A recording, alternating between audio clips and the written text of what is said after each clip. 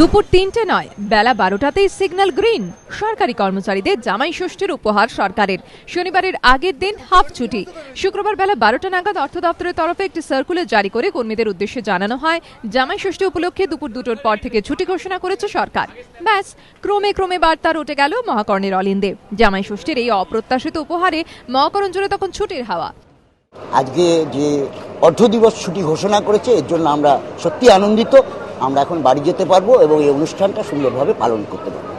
সদা আন্দোলনরত শ্রমিক সংগঠনগুলির মুখেও যেন যুদ্ধ জয়ের হাসি। আবেগ সামলাতে না পেরে তারা এই জামাই ষষ্ঠীর উপহারের জন্য ধন্যবাদ জানিয়েছে রাজ্য সরকারকে। বন্ধ ধর্মঘট করে কর্মদিবস নষ্ট করার ঘোরতর বিরোধী মমতা বন্দ্যোপাধ্যায়। মুখ্যমন্ত্রীর দাবি, তিনি ক্ষমতায় আসার পরে রাজ্যে কর্মদিবসের সংখ্যা বেড়েছে, অথচ সরকারি কর্মীদের খুশি করতে এবার জামাই ষষ্ঠীতেও হাফ ছুটি দিল সরকার। যদিও এই নজির আগেও গড়েছে সরকার। এবার পুজোতেই ১০ দিন ছুটি দিয়েছে মহাকরণ। ছটেও হিন্দি ভাষীদের জন্য ছুটি ঘোষণা করেছেন মুখ্যমন্ত্রী। এবার জামাই ষষ্ঠীতেও হাফ ছুটি।